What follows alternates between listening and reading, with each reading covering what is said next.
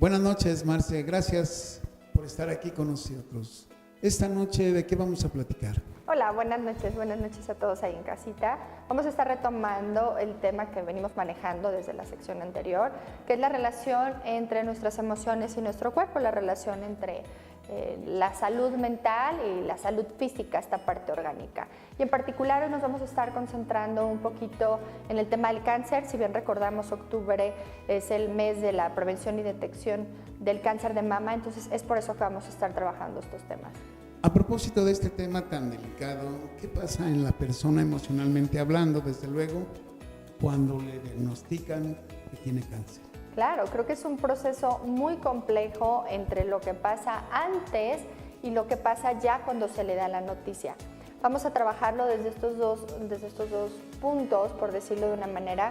Tenemos que ver que el cáncer como síntoma forma parte de una represión emocional. Esta parte de, generalmente las personas que tienen cáncer han sido personas que se reprimen mucho sus emociones. Y no quiere decir que no socialicen, que no convivan, que no, esta parte muy simple. Quiere decir que emocionalmente han guardado muchísimas emociones y no lo han manejado con asertividad. Estamos hablando emociones sobre todo de culpa. Estamos hablando sobre todo de una manera personal, es decir, personas que se sienten culpables por algo que hicieron o algo que dejaron de hacer incluso. Estamos hablando de personas también con mucho enojo, y esto lo digo con mucho respeto, no es desde la crítica, no estamos criticando a las personas que en algún momento padecieron de cáncer o están padeciendo de cáncer. Lo estoy hablando con mucho respeto, pero a partir de la responsabilidad emocional que tenemos que ver qué es lo que está guardando ahí, que a final de cuentas el cáncer lo único que hace es que nuestras propias células nos destruyen, por decirlo de una manera, se convierten en células patológicas, por decirlo de una manera, y nuestro mismo cuerpo va generando esta parte de desgastarnos físicamente. Entonces es lo mismo que pasa emocionalmente, se convierte en un autosabotaje que nosotros mismos nos estamos haciendo daño, y esto es a través de las culpas mal manejadas, de los resentimientos, de los enojos, de toda esta parte de represión que se ve reflejada a través de muchas enfermedades, sobre todo del cáncer. ¿Cuáles serían los efectos emocionales que producen en las personas que están viviendo esta enfermedad? Sí, bien recordábamos en secciones anteriores, hablábamos también acerca del duelo, y del duelo en toda la extensión de la palabra, y vemos que el decirle a un paciente que tiene cáncer o el decirte que un familiar tiene cáncer, muchas veces vemos cáncer como sinónimo de muerte, y afortunadamente nos damos cuenta que hoy en día no lo es así, es decir, que hay un sinfín de personas y la tecnología y demás ha avanzado de tal manera en que ya no es sinónimo cáncer de muerte. Sin embargo, nuestro chip, es decir, esta parte inconsciente, tendemos a relacionar mucho cáncer con muerte y empezamos a pensar en qué es lo que va a pasar. Tenemos que ver que este proceso de duelo muchas veces es negación. No está pasando, vamos a ver, y muchas veces ven 1000 doctores con la esperanza de que digan que no. Por supuesto que es válida una segunda opinión, pero muchas veces es desde esta parte de un bloqueo emocional, de no está pasando, aquí no pasa nada y han de estar mal los estudios, ¿no? Entonces, generalmente lo primero que pasa es esto, no pasa nada. Ajá. Tenemos que ver que otro de los síntomas emocionales es la culpa, esta parte de qué hice, esta parte de no comía estos productos o comía estos otros, o estaba expuesta a ciertos aparatos, o empezamos a culpar incluso a veces a terceras personas o situaciones externas, es decir, empezamos a buscar culpables. Incluso muchas veces se empieza a culpar a un Dios, respetando la ideología de cada quien, de el por qué a mí, el por qué a mi familiar. Entonces empieza mucho esta palabra de culpa. El siguiente paso es la ansiedad. Empieza a ver, ¿y ahora qué va a pasar? Recordemos que la ansiedad es vivir en el futuro y la depresión es vivir en el pasado. Y entonces vamos bailando, vamos brincoteando entre qué va a pasar y qué hice o qué debí de haber hecho. Entonces estos son ciertos puntos que creo que tenemos que ser muy cautelosos cuando nos dan una noticia de impacto, que a final de cuentas se convierte en un duelo porque es la pérdida de la salud. Estamos perdiendo no meramente todavía el ser querido, pero sí estamos perdiendo la salud y eso obviamente empezamos un proceso de duelo.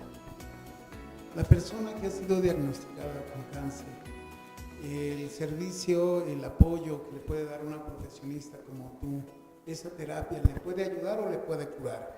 Mire, yo creo que a final de cuentas todos somos una parte de un trabajo en equipo.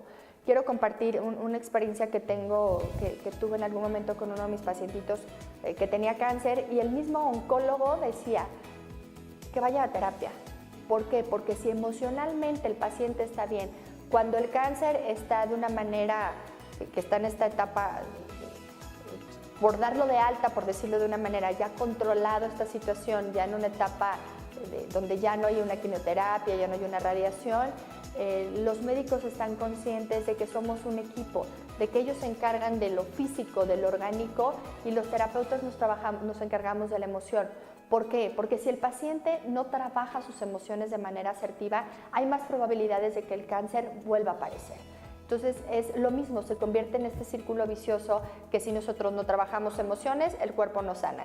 Y si no trabajamos nuestro cuerpo, obviamente va a haber un impacto en nuestras emociones en el que nos digan que sigue existiendo este tipo de enfermedades. ¿Ayuda a sanar aceptando la enfermedad? Por supuesto, a aceptar, pero no desde esta parte de decir, pues ya qué, sino desde esta aceptación y qué vas a hacer. ¿Qué vas a decidir hacer con tu cuerpo o qué vas a decidir hacer con el ser querido que tiene esta enfermedad?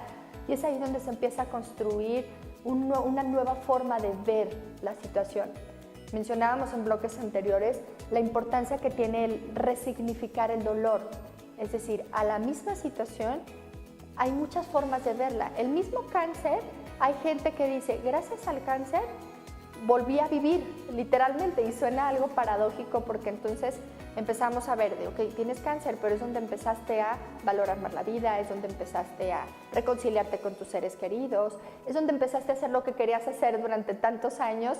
Entonces es paradójico, es una parte muy curiosa que se da en este tipo de procesos cuando se resignifica el dolor y se vuelve un impulso para generar lo que tengamos que generar. Entonces, obviamente desde la conciencia, desde la aceptación, que es la última etapa del duelo, es aceptar que hay una enfermedad, pero no nada más es decir, sí, la hay, pero ¿qué vas a hacer?